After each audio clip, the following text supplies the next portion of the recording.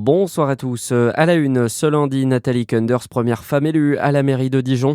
Celle qui avait accédé à la mairie suite à la démission de François Rebsamen est largement arrivée en tête du second tour avec près de 58,4% des voix.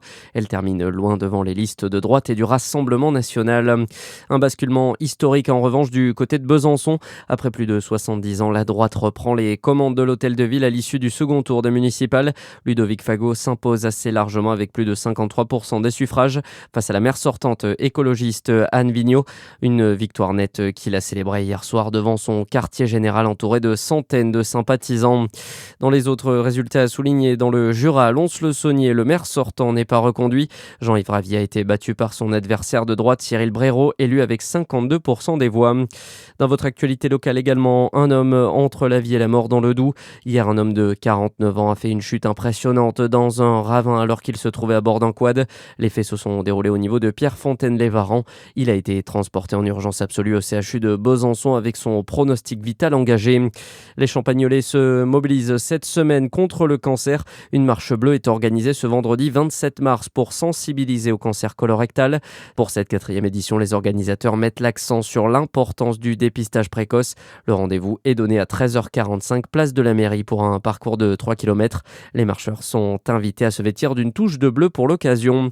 Dans le reste de l'actualité de l'extrême gauche à l'extrême droite, des hommages de toutes parts depuis ce matin. Lionel Jospin salué comme un homme d'État, un serviteur de la République ou encore un homme de gauche honnête et intègre.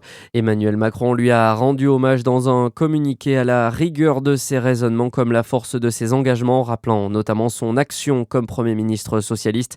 Une disparition qui marque la fin d'une époque pour le politologue Philippe Breton. Lionel Jospin a toujours été une figure de gauche, à l'époque où le Parti socialiste était articulé sur des principes et une volonté de mettre ces principes au pouvoir. Cette volonté a été portée par François Mitterrand, dont Lionel Jospin était proche. Son décès marquera symboliquement la rupture avec une période. Il y a un nouveau Parti socialiste, plus jeune, mais avec les difficultés qu'on lui connaît aujourd'hui, c'est-à-dire des difficultés de positionnement, mais on retiendra que Lionel Jospin, au-delà des réussites ou des échecs, a incarné historiquement une partie de la France. Et Olivier Faure pour le PS a lui salué un inspirateur, un modèle et une référence pour tous les socialistes. Il appelle comme d'autres personnalités à lui rendre un hommage national. Et puis en foot, le PSG et Strasbourg veulent une modification de leur calendrier de Ligue 1. Selon l'équipe, les deux clubs ont demandé à la LFP le report de leur match placé le week-end du 11 avril au milieu de leur quart de finale européen.